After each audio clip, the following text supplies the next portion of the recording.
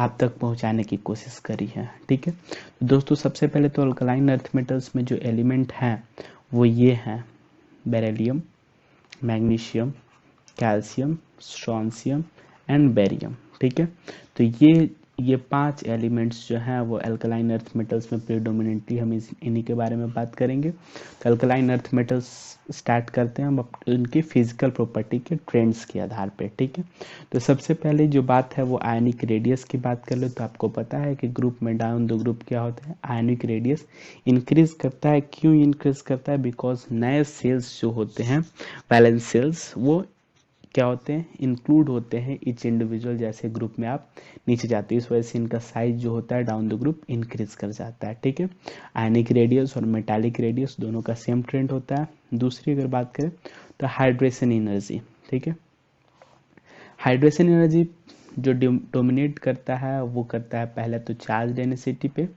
Depend करता है। ठीक है, चार्ज डेंसिटी पे, और इन्वर्सली प्रोपोर्शनल टू साइज होता है। ठीक है, तो चार्ज डेंसिटी अगर ज़्यादा है, ठीक है, तो ठीक है, अदरवाइज साइज, यानी कि बेसिकली हम चार्ज की बात कर लेते हैं। तो सबसे पहली प्रॉपर्टी जिस पे क्या डिपेंड करता है hydration energy, that is our charge, and second is inversely proportional to size. तो अगर चार्ज क्या है, सेम है, फिर हम साइज पे बात करते हैं। ठीक है, और अगर साइज जिसका छोटा है, ठीक है, उसका क्या होगा, हाइड्रेशन एनर्जी ज़्यादा होगा। सिमिलरली यहाँ पे हम देख रहे हैं बेरिलियम का ज़्यादा, मैग्नीशियम का, फिर कैल्शियम का, एस्ट्रोनशियम का, देन आफ्टर बेरियम का। ठीक है, आयोनाइजेशन एनर्जी आपको पता है कि जैसे ही आपका साइज इंक्रीज होता है, अट्रैक्शन जो होता है वो कम पड़ने लगता है। ठीक है, between valence electron and nucleus attraction decrease हो जाता है, तो रिमूवल ऑफ इलेक्ट्रॉन ईजी हो जाता है। दैट्स वाई बेरिलियम का इनिशियली क्या होता है, आयोनाइजेशन एनर्जी ज़्यादा होता है, सिमिलरली डिक्रीज होने लगता है। Magnesium, calcium, strontium and barium का मिनिमम हो जाता है। हाइड्रेटेड रेडियस के बारे में आपको मैंने बता रखा था पहले ही वीडियो में, जिसमें मैंने बात करा था चार्ज डेंसिटी की।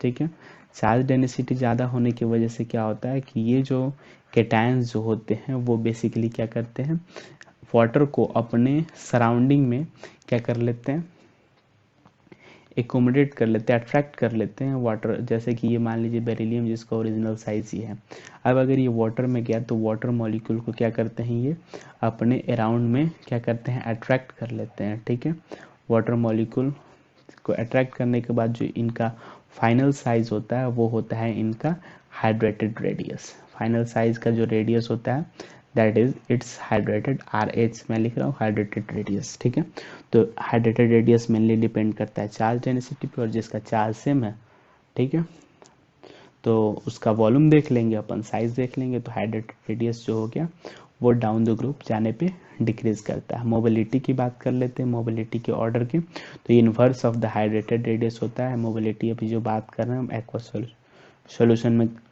कर रहे हैं। ठीक है, तो एक्वा सॉल्यूशन में जिसका साइज बड़ा है, ठीक है, जैसे बेरिलियम का साइज बड़ा है, तो इसकी मोबिलिटी क्या होगी गाइस, दोस्तों, कम होगी। ठीक है, तो इनवर्स ऑफ हाइड्रेटेड रेडियस होता है आयनिक मोबिलिटी। ठीक है, बॉइलिंग पॉइंट और मेल्टिंग पॉइंट ये दोनों जो है फैक्ट्स बेस हैं। ठीक है, अगर आपको नहीं पता है, नहीं याद है, तो आप गलत करके ही आएंगे।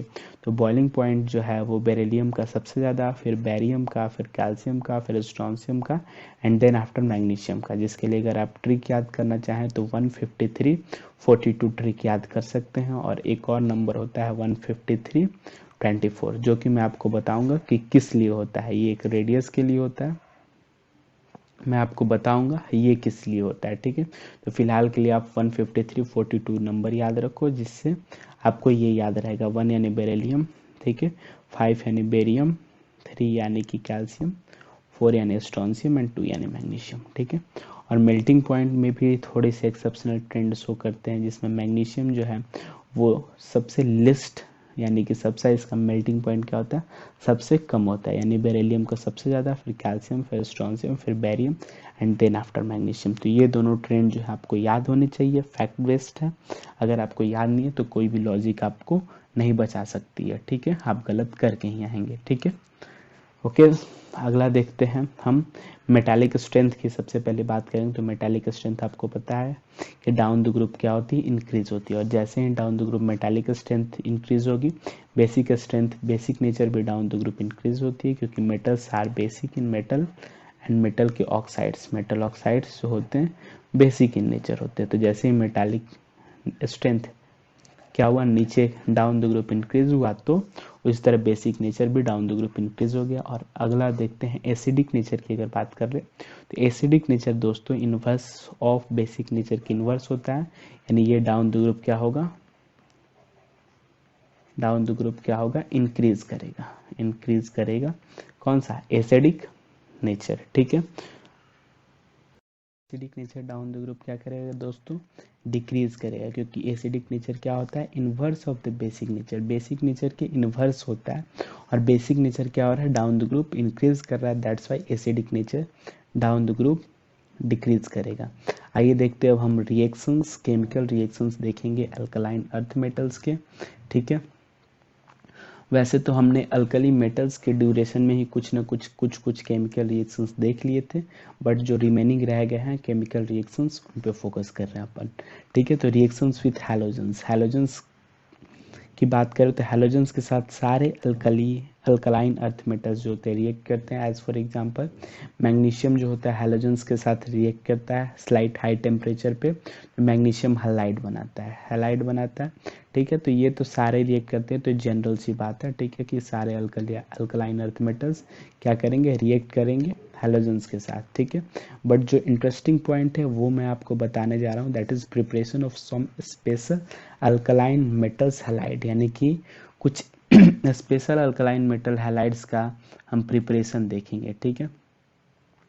जैसे कि सबसे पहला, ठीक है, दैट इज हमने रिएक्शंस में यूज किया है ammonium tetrafluoride, ammonium tetrafluoride use किया है, जिसका हीटिंग इफेक्ट अगर हीट करते हैं अपन तो बेरिलियम फ्लोराइड, ठीक है, प्लस अमोनियम फ्लोराइड, ठीक है, ये होता है। तो ये अपना क्या है, अल्कलाइन अर्थ मेटल का क्या है, हैलाइड है। तो बेरिलियम फ्लोराइड का एक प्रिपरेशन का तरीका हो गया, एक मेथड हो गया, जो कि एक स्टार मेथड है, अच्छा मेथड है। क्या करोगे आप, अमोनियम टेट्राफ्लोराइड को हीट करने से अपने को क्या मिल गया, beryllium fluoride plus ammonium fluoride. दूसरा अगर तरीका देखें हम, ठीक है, तो बेरिलियम ऑक्साइड, बेरिलियम ऑक्साइड है, उसको कोक के साथ, कोक के साथ, कार्बन के साथ रिएक्शन कराइए dry chlorine gas, dry chlorine gas के प्रेजेंस में बेरिलियम ऑक्साइड को कोक के साथ रिएक्शन कराइए और टेम्परेचर बढ़ाइए, एलिवेटेड टेम्परेचर पे हीट दीजिए, तो वहाँ से अपने को बेरिलियम क्लोराइड, ठीक है, और प्लस कार्बन मोनोऑक्साइड गैस निकलता है, ठीक है। तो ये भी क्या हो गया, beryllium chloride is also alkaline metal halides, ठीक है। दैट इज हम क्या कह रहे हैं कि जब oxide, when oxide is treated with coke powder, ठीक है, in the presence of dry chlorine gas, अपन को क्या मिलता है, बेरिलियम क्लोराइड। सिमिलरली हम क्या कर रहे हैं, मैग्नीशियम ऑक्साइड का रिएक्शन करा रहे हैं कोक के प्रेजेंस में ड्राई क्लोरीन गैस, ठीक है, और इसको हीट कर रहे हैं, ठीक है। तो मैग्नीशियम क्लोराइड और प्लस CO, मैग्नीशियम क्लोराइड बनाने का ये भी एक तरीका है, मैं तो नहीं मना कर रहा हूँ, ठीक है, बट ये कुछ स्पेशल वेज हैं जिनसे हम क्या करते हैं, मैग्नीशियम के हैलाइड्स या फिर अल्कली मेटल हैलाइड्स प्रिपेयर करते हैं, ठीक है। और आगे देखते हैं अपन, ठीक है, जैसे कि हमने क्या किया है, बेरिलियम क्लोराइड बना लिया है, ठीक है। तो बेरिलियम क्लोराइड आपको पता होगा कि beryllium chloride dimer as well as polymer दोनों बनाने में कैपेबल है, ठीक है। और ये पॉलीमर अगर बनाता है तो इसका हाइब्रिडाइजेशन sp3 होता है, और ये 3 सेंटर्ड 4 इलेक्ट्रॉन बॉन्ड बनाता है, साथ साथ 2 सेंटर्ड 2 इलेक्ट्रॉन तो होते ही हैं, ठीक है। और ये नॉन प्लेनर इन नेचर होता है। बेसिकली हम in bond, type of bonds के बारे में केमिकल बॉन्डिंग में डिटेल से पढ़ेंगे, ठीक है। अब अगर बेरिलियम क्लोराइड को हम लिथियम हैलाइड, लिथियम हैलाइड के साथ रिएक्शन कराते हैं तो ये हाइड्रोजन इधर अंदर और लिथियम के साथ ये क्लोरीन बाहर, ठीक है। तो अपने को अल्टीमेटली क्या मिल गया, बेरिलियम का हैलाइड, जो कि इनिशियली sp हाइब्रिडाइज होता है और ये प्लेनर होता है, ये भी मोनोमर फॉर्म में है, मोनोमर के फॉर्म में है, जो बाद में डाइमर बनाएगा और डाइमर के साथ ये बनाना बॉन्ड या फिर टाउ बॉन्ड बनाता है, जिसे अपन 3 सेंटर 2 इलेक्ट्रॉन बॉन्ड भी कहते हैं। तो डाइमर बनाने के साथ इसका हाइब्रिडाइजेशन sp2 हो जाता है, और आपको पता है sp2 hybridise is also planar, ठीक है। बट जैसे ही ये पॉलीमर बनाता है, ठीक है, इसका हाइब्रिडाइजेशन sp3 हो जाता है और then after it got non planar, यानी कि अब ये नॉन प्लेनर हो गया। तो बेसिकली कुछ प्रिपरेशंस मेथड है बेरिलियम यानी कि अल्कली मेटल हैलाइड्स के, ठीक है। अब कुछ स्टार पॉइंट अपन देखेंगे, ठीक है, जैसे कि आपको पता है, ठीक है, कि ये देखते हैं बेरिलियम का क्लोराइड है, मैग्नीशियम का क्लोराइड है, कैल्शियम क्लोराइड है, स्ट्रोंशियम क्लोराइड है एंड बेरियम क्लोराइड है। इनके कोवेलेंट नेचर की बात करें तो बेरिलियम क्लोराइड जो होगा मोस्ट कोवेलेंट है, क्योंकि एनायन तो सब में सेम है, बट केटायन का साइज जो है बेरिलियम जब एज अ केटायन बिहेव करेगा तो सबसे छोटा, और केटायन का साइज छोटा होता है तो कोवेलेंट नेचर ज़्यादा होता है। इस वजह से मोस्ट कोवेलेंट जो है वो बेरिलियम क्लोराइड है और लिस्ट कोवेलेंट जो है वो बेरियम क्लोराइड है। ये तो कोवेलेंट नेचर की बात हो गई, ठीक है। बट जो पॉइंट मैं बताना चाह रहा था आपको वो ये है कि सारे ऑल अल्कली मेटल क्लोराइड्स, सारे के सारे alkali metal chlorides are deliquescent in nature. Deliquescent in nature का मतलब इस ब्लॉक के स्टार्टिंग पार्ट 1 में भी मैंने बताया था, दैट इज इट एब्जॉर्ब्स, ये क्या करता है, एब्जॉर्ब करता है moisture from air and become and form hydrates, ठीक है। यानी कि ये क्या करता है, मॉइस्चर, एयर से मॉइस्चर इकट्ठा करता है और हाइड्रेट्स बनाता है। जैसे कि अगर क्लोरीन मैग्नीशियम क्लोराइड को देखें तो ये वाटर को एब्जॉर्ब करके एयर से इस फॉर्म का MgCl2.6H2O फॉर्म का हाइड्रेट बनाता है। और आपको मैंने ये भी बताया था कि lithium is also alkali metals में भी सिर्फ एक लौता लिथियम क्लोराइड है जो कि क्या बनाता है, हाइड्रेट्स बनाता है। बट अल्कलाइन अर्थ मेटल के सारे क्लोराइड्स जो होते हैं डेलिक्वेसेंट इन नेचर होते हैं और ये हाइड्रेट्स बनाते हैं, ठीक है। अब हम फोकस करेंगे अल्कलाइन अर्थ मेटल के हाइड्रोक्साइड और ऑक्साइड्स पे, ठीक है। तो it is beryllium hydroxide. Beryllium hydroxide जो है which is only amphoteric in nature, ठीक है। यानी beryllium hydroxide alkaline earth metal में सिर्फ एक ही ऐसा हाइड्रोक्साइड है, दैट इज बेरिलियम हाइड्रोक्साइड, जो क्या है, amphoteric in nature. Amphoteric in nature, अब एम्फोटेरिक क्या होते हैं, जो कि acid as well as base के साथ रिएक्शन कर, remaining hydroxides are basic in nature. बाकी सारे हाइड्रोक्साइड जो हो गए वो क्या है गाइज, बेसिक इन नेचर है, ठीक है। वहीं हम बेरिलियम हाइड्रोक्साइड को अगर एम्फोटेरिक बोल रहे हैं तो इसको एसिड के साथ हमने पहले रिएक्शन कराया, फिर हमने इसको बेस के साथ रिएक्शन कराया, ठीक है। तो एसिड के साथ रिएक्शन में क्या कर रहा है, बेरिलियम क्लोराइड बना रहा है प्लस वाटर। वहीं बेस के साथ रिएक्शन में ये क्या कर रहा है, बेरिलियम टेट्रा हाइड्रोक्साइड, ठीक है, होल पावर -2, यानी कि ये क्या बना रहा है, कॉम्प्लेक्स बना रहा है, ठीक है, कॉम्प्लेक्स फॉर्म कर रहा है, ठीक है। जिसका कोऑर्डिनेशन नंबर अगर देखें तो कोऑर्डिनेशन नंबर गाइस क्या हो गया, 4 हो गया। यानी कि बेरिलियम जो है वो अपना क्या है, एम्फोटेरिक इन नेचर है, as a base as well as acid दोनों तरह से बिहेव कर रहा है, ठीक है। बाकी सारे के सारे जो होते हैं अल्कलाइन मेटल के हाइड्रोक्साइड वो क्या होते हैं, बेसिक इन नेचर होते हैं, बट बेरिलियम क्या है, एम्फोटेरिक इन नेचर है, ठीक है। कुछ चीज़ें और आपको ऐड टू योर फैक्ट्स, ठीक है, that is magnesium hydroxide. Magnesium hydroxide जो एक सस्पेंशन के फॉर्म में होता है, यानी सस्पेंशन क्या होता है, something like dark liquid, sorry मतलब dark liquid in the sense, मेरा कहने का मतलब गाढ़ा लिक्विड, ठीक है, जस्ट लाइक हनी, ठीक है। तो सस्पेंशन जो होता है मैग्नीशियम हाइड्रोक्साइड जो कि सस्पेंशन के फॉर्म में होता है, जिसे हम मिल्क ऑफ मैग्नीशिया कहते हैं, ठीक है। ये एंटा एसिड के रूप में, एंटा एसिड के फॉर्म में यूज़ किया जाता है। एंटा एसिड क्या होता है गाइस, जब आपके स्टमक में एक्स्ट्रा इंडाइजेशन हो जाता है, एसिडिटी बढ़ जाती है, तब हम क्या करते हैं, magnesium hydroxide that is milk of magnesia का यूज़ करते हैं, ठीक है। और ये एक बहुत ही इंपॉर्टेंट पॉइंट है जिसमें बहुत सारे कंक्लूजन मैंने एक साथ लिख दिए हैं, that is basic property, metallic character, solubility, thermal stability, all increases down the group, किसके लिए, हाइड्रोक्साइड के लिए, OH group. Alkaline earth metal के हाइड्रोक्साइड का basic property, metallic character, solubility, thermal stability, सारे के सारे डाउन द ग्रुप इंक्रीज करते हैं। तो ये पॉइंट अपने दिमाग में बैठा लीजिए आप, ठीक है, कि सारी प्रॉपर्टीज जो होती हैं hydroxide of alkaline earth metal के लिए डाउन द ग्रुप इंक्रीज करती हैं, ओके। तो हमने देखा था वो ये एक स्टार पॉइंट जो निकल के आया था, that is basic property, metallic character, solubility and thermal stability all increases down the group, किसके लिए, अल्कलाइन अर्थ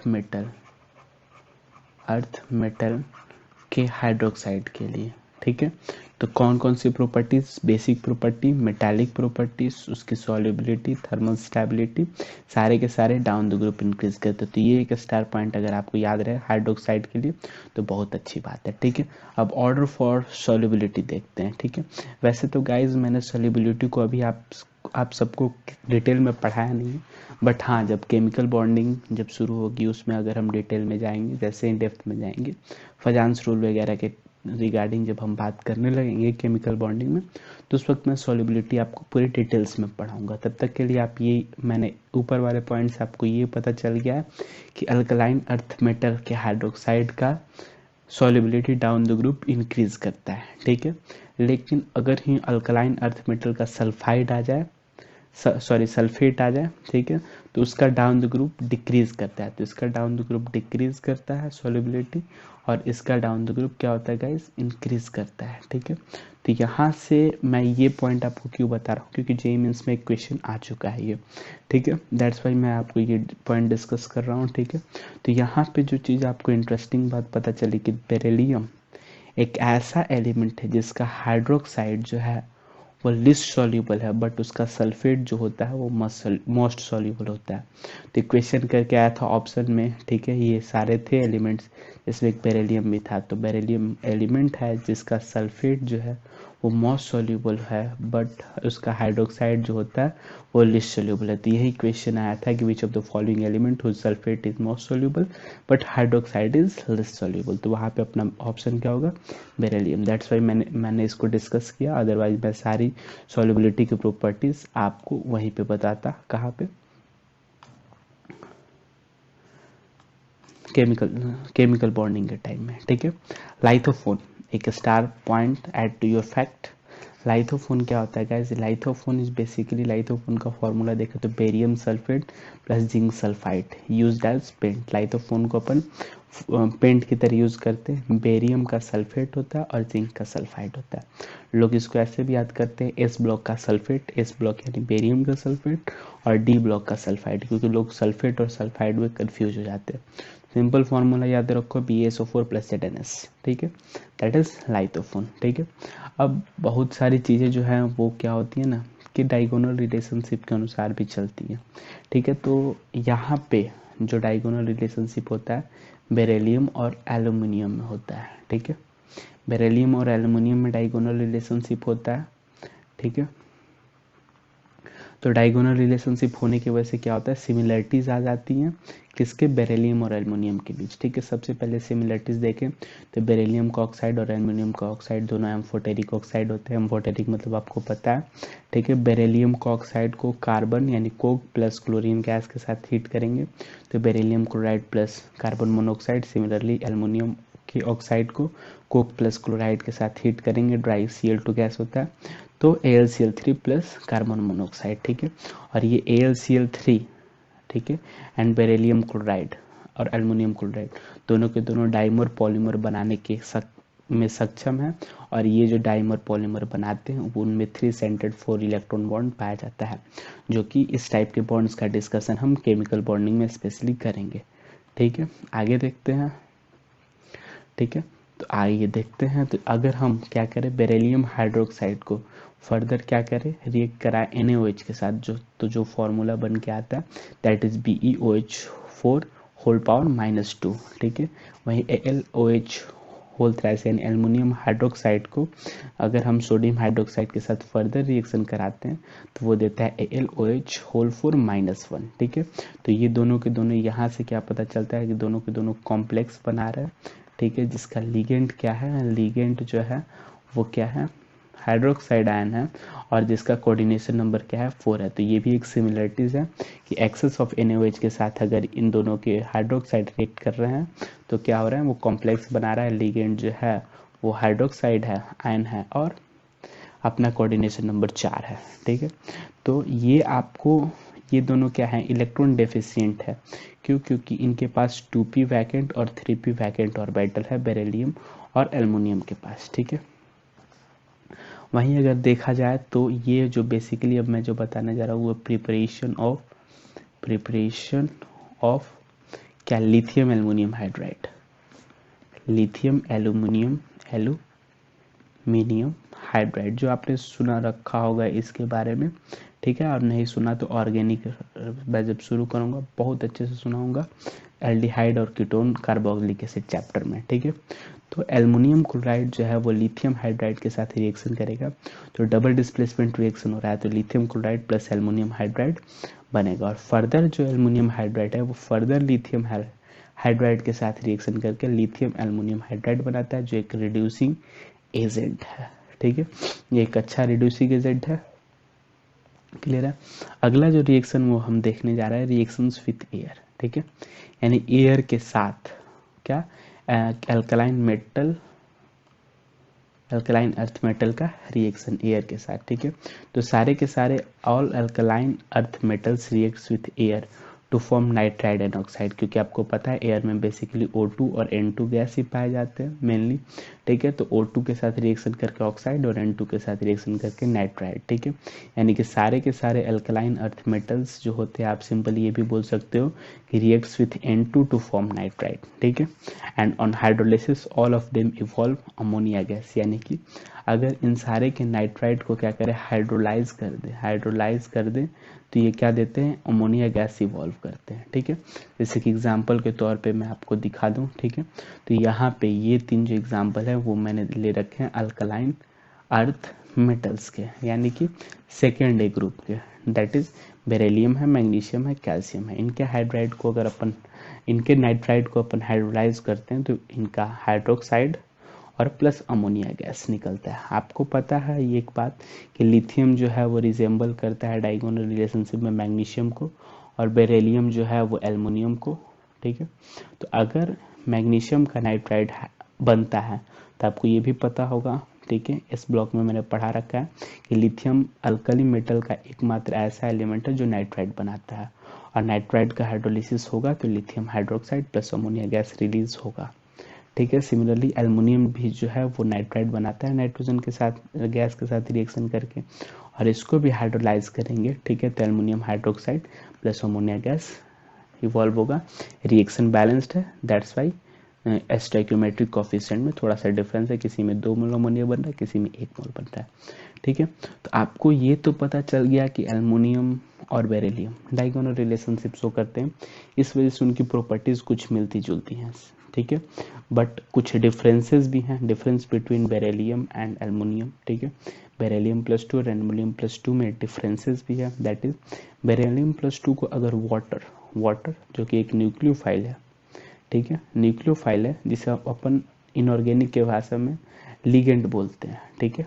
ये एक न्यूक्लियोफाइल है ऑर्गेनिक के भाषा में, बट इनऑर्गेनिक के भाषा में इसे अगर हम लिगेंड बोलते हैं, तो अगर beryllium +2 and aluminium +2 ligand, water as a ligand की तरह अगर रिएक्शन करता है तो ये क्या बनाते हैं, कॉम्प्लेक्स बनाते हैं, ठीक है। कॉम्प्लेक्स बनाते हैं जिसमें लिगेंड क्या होता है गाइस, लिगेंड जो होता है वाटर होता है, ठीक है। कोऑर्डिनेशन कंपाउंड मैं शुरू करूंगा तो वहां पे मैं लिगेंड के बारे में पूरे अच्छे से डिस्कस करूंगा। तो लिगेंड बेसिकली आप समझ लो डोनर एटम टाइप होता है, ठीक है, जो कि अपना एक इलेक्ट्रॉन पेयर क्या करता है, डोनेट करता है, कंट्रीब्यूट करता है बॉन्ड बनाने में। तो बेरिलियम जो है basically coordination number 4, coordination number 4, यानी कि बेसिकली कोऑर्डिनेशन नंबर क्या होता है, दैट इज कितने लिगेंड के साथ ये बॉन्डेड है। तो यहाँ पे देखो 4, दैट्स वाई कोऑर्डिनेशन नंबर 4, और ये कोऑर्डिनेशन नंबर 6, तो यही डिफरेंस है, ठीक है। एल्युमिनियम +3 का मैक्सिमम कोऑर्डिनेशन जो हो सकता है, मैक्सिमम कोऑर्डिनेशन नंबर एल्युमिनियम +3 का 6 हो सकता है, बट बेरिलियम +2 का मैक्सिमम कोऑर्डिनेशन नंबर जो होता है वो 4 होता है। That's why this is the main difference between beryllium +2 and aluminium +2, ठीक है। अब हाइड्रेशन एनर्जी का मैंने ऑर्डर आपको बता रखा था, वो मेनली डिपेंड करता है किस पे, चार्ज पे। मेनली जो होता है हाइड्रेशन एनर्जी डिपेंड करता है चार्ज पे, और अगर चार्ज सेम हो गया तो 1/इनवर्स रेशियो ऑफ साइज पे। तो जैसे कि चार्ज देख ले तो एल्युमिनियम +3 का हाइड्रेशन एनर्जी ज़्यादा होगा, फिर बेरिलियम का, फिर मैग्नीशियम का, फिर कैल्शियम का। इनमें हम क्या कंसिडर करेंगे, इनमें हम गाइस क्या कंसिडर करेंगे, इनमें हम साइज कंसिडर करेंगे, ठीक है। और लिथियम में फिर मिनिमम चार्ज है तो इसका क्या हो जाएगा, हाइड्रेशन एनर्जी मिनिमम हो जाएगा in this question, individual question particularly, ठीक है। कुछ useful compound of alkaline earth metal, alkaline earth metal के कुछ यूजफुल कंपाउंड्स देख लेते हैं।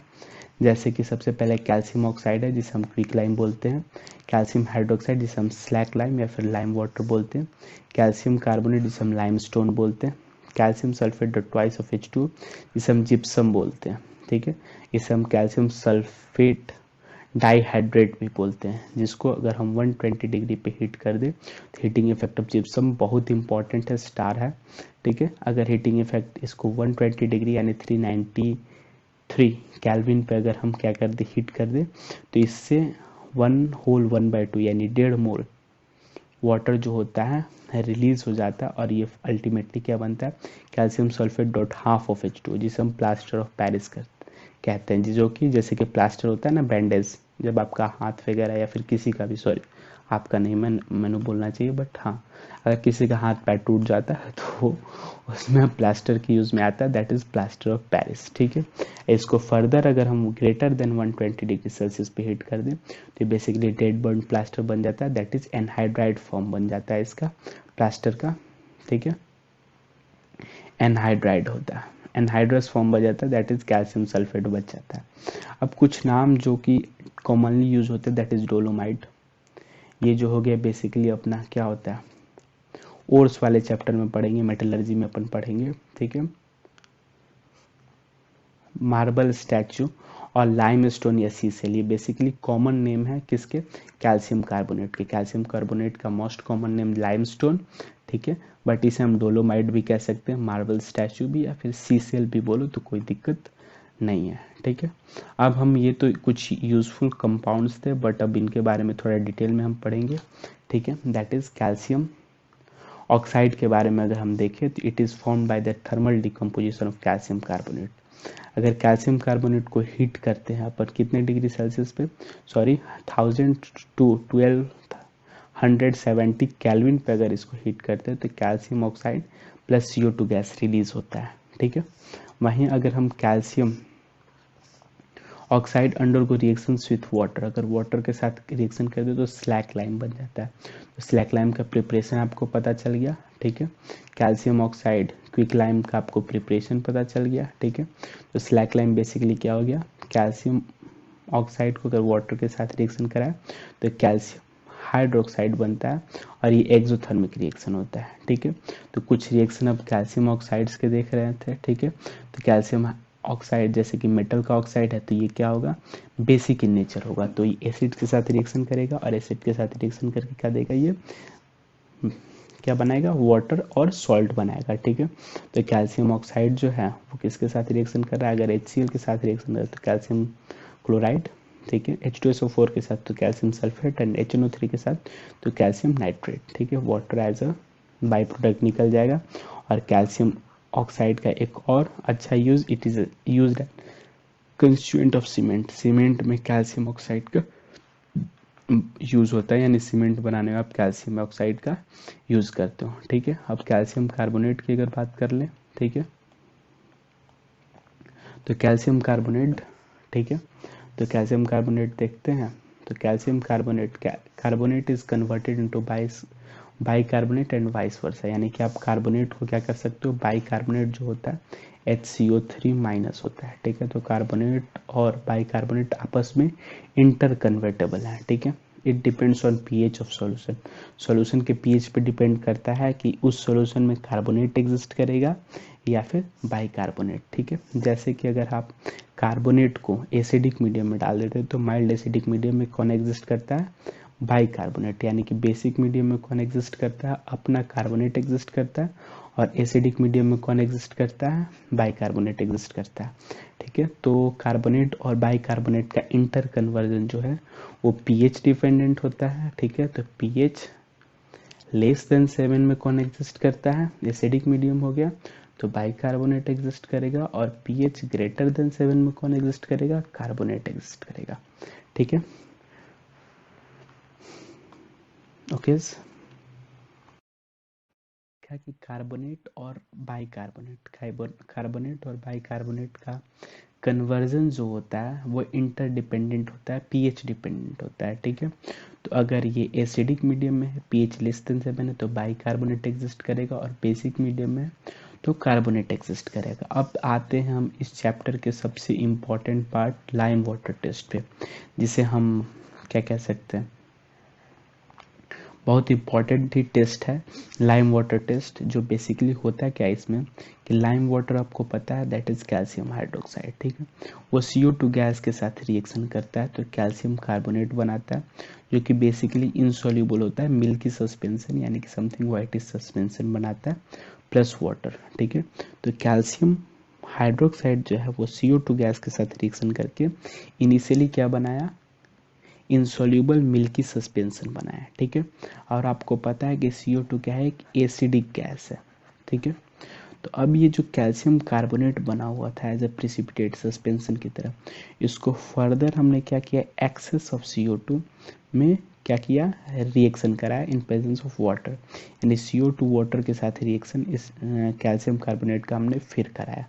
तो आप ये देखो कि ये एसिडिक, अब ये क्या सॉल्यूशन क्या हो गया, एसिडिक हुआ कि नहीं हुआ, एसिडिक हुआ ना, क्यों, क्योंकि CO2 गैस जो है वो एसिडिक इन नेचर होता है, दैट्स वाई ये जो हो गया ये सॉल्यूशन, ये ठीक है, वो एसिडिक इन नेचर होगा। और अभी अभी मैंने बताया था कि कैल्शियम कार्बोनेट जब एसिडिक मीडियम में जाता है तो वो कार्बोनेट नहीं बाई कार्बोनेट के फॉर्म में एग्जिस्ट करता है, दैट्स वाई ये जो बना लिया वो कैल्शियम बाई कार्बोनेट के फॉर्म में आ गया। और कैल्शियम बाई कार्बोनेट क्या देता है, क्लियर सॉल्यूशन देता है, सॉल्यूबल होता है, ठीक है। तो इस रिएक्शन से आपको क्या पता चला कि अगर कोई भी गैस है, ठीक है, वो कैल्शियम हाइड्रोक्साइड के साथ रिएक्शन कर रहा है और इनिशियली जो है वो एक milky white suspension insoluble precipitate बना रहा है, और अगर फर्दर उसी गैस का हम रिएक्शन कराएं, थोड़ा और सप्लाई कर दें, तो कैल्शियम कार्बोनेट को वो क्या कर रहा है, कैल्शियम बाइकार्बोनेट में कन्वर्ट कर दे रहा है। तो वो गैस कोई और नहीं, सिर्फ और सिर्फ क्या है, CO2 यानी कार्बन डाइऑक्साइड है। तो lime water test is basically this reaction use to identify CO2 gas, यानी कि CO2 गैस को आइडेंटिफाई करने के लिए हम लाइम वाटर टेस्ट का इस्तेमाल करते हैं। एक और होता है बराइटा वाटर टेस्ट, जो कि सेम रिएक्शन शो करता है, रिएक्शन पैटर्न शो करता है जैसा कि लाइम वाटर शो करता है। जैसे कि एग्जाम्पल के तौर पे लेते हैं अपन, ठीक है, जैसे हम अनजाने में कुछ रिएक्शन कर रहे हैं, ठीक है, दैट इज कैल्शियम कार्बोनेट और HCl hydrochloric acid, dilute HCl का अपन ने रिएक्शन किया, ठीक है। तो कैल्शियम क्लोराइड और वाटर तो मिल गया, और एक गैस इवोल्यूशन हो रहा है, एक गैस जो है वो इवॉल्व हो रहा है, ठीक है। अब मेरे को नहीं पता ये गैस कौन सा है, ठीक है। तो हमारे पास क्या है, या तो हम लाइम वाटर टेस्ट कर ले या फिर बराइटा वाटर टेस्ट कर ले।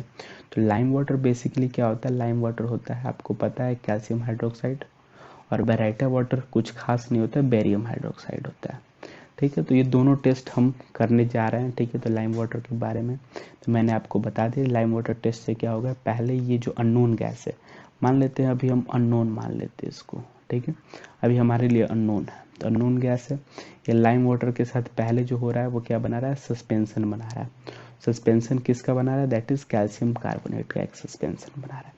हमने बोला ठीक है, और ये सस्पेंशन जो है इनसॉल्युबल हो गया। इसको फर्दर हमने एक्सेस ऑफ CO2 जो गैस निकल रहा था, अननोन गैस, ठीक है, अननोन गैस जो निकल रहा था, ठीक है, उसको फर्दर एक्सेस सप्लाई किया किसमें, इस सस्पेंशन में जो कैल्शियम कार्बोनेट का सस्पेंशन बना है। तो हमने देखा कि कैल्शियम बाइकार्बोनेट का एक क्लियर सॉल्यूशन अपने को मिल गया। तो ये जैसे ही हमने देखा कि इनिशियली एक सस्पेंशन था, फिर अपने को क्लियर सॉल्यूशन मिला, हमने अननोन गैस क्या कर दिया, कंफर्म कर दिया कि अननोन गैस कोई और नहीं, CO2 गैस है। सिमिलरली बराइटा वाटर भी सेम प्रोडक्ट देता है, सिमिलर पैटर्न में रिएक्शन होता है। अगर CO2 के साथ बराइटा वाटर यानी कि बेरियम हाइड्रोक्साइड का रिएक्शन होता है तो वह क्या देता है, बेरियम कार्बोनेट देता है, ठीक है, जो कि इनिशियली इनसॉल्युबल होता है, प्रिसिपिटेट फॉर्मिंग होता है, ठीक है। फिर वो एक्सेस ऑफ CO2 के साथ अगर रिएक्शन कर ले, ठीक है, तो एक्सेस ऑफ CO2 के साथ अगर रिएक्शन कर लेता है कौन, बेरियम कार्बोनेट, ठीक है, तो barium carbonate access of CO2 के साथ रिएक्शन करके बेरियम बाइकार्बोनेट बना लेता है। और barium bicarbonate similarly clear solution देता है। ठीक है, तो ये क्योंकि बेरियम बाइकार्बोनेट सॉल्युबल होता है। ठीक है, तो हम कंफर्म कर लेते हैं कि अननोन गैस जो था वो CO2 गैस ही था। ठीक है, तो बेरेटा वाटर टेस्ट बेसिकली क्या होता है, बेरियम हाइड्रोक्साइड का टेस्ट, और ये दोनों के दोनों यानी lime water test and baryta water test दोनों के दोनों जो होते हैं वो किस काम में आते हैं, आइडेंटिफिकेशन ऑफ CO2 गैस। ठीक है, अब एक स्टार पॉइंट आपको मैं बता दूं कि carbonates of alkaline metals, alkaline earth metals के जो कार्बोनेट होते हैं वो इनसॉल्युबल होते हैं। ठीक है, एंड बाइकार्बोनेट आर सॉल्युबल। तो इसी बेसिस पे हम क्या कह रहे हैं, दैट्स वाई यही जो हमारा रीजन है लाइम वाटर और बेराइटा वाटर का। ठीक है, बेराइटा वाटर टेस्ट का क्या, कि जो कार्बोनेट्स होते हैं अल्कलाइन अर्थ मेटल्स के वो इनसॉल्युबल होते हैं और बाइकार्बोनेट सॉल्युबल होते हैं। आप यहाँ पे देखो पहले कार्बोनेट बना है जो कि एक इनसॉल्युबल प्रिसिपिटेट बना रहा है। ठीक है, सस्पेंशन बना रहा है, लेकिन फर्दर रिएक्शन के साथ बाइकार्बोनेट बन गया जो कि सॉल्युबल हो रहा है। ठीक है, तो फिलहाल आज की वीडियो में इतना ही, मिलते हैं हम अगले वीडियो में। और आपको एक खुशखबरी कि हमने क्या कर रखा है, हमने एस ब्लॉक को ख़त्म कर रखा है। बी हैप्पी, एस ब्लॉक इतना ही है। अगले हम सेशन में जब क्वेश्चन आंसर सेशन शुरू करेंगे तो हम ईच इंडिविजुअल चैप्टर से क्या करेंगे, क्वेश्चन उठाएंगे जिसमें एस ब्लॉक भी हम इंक्लूड करेंगे। ओके, अगर वीडियो अच्छा लगा हो तो चैनल को सब्सक्राइब करें और वीडियो को लाइक करें। Thank you.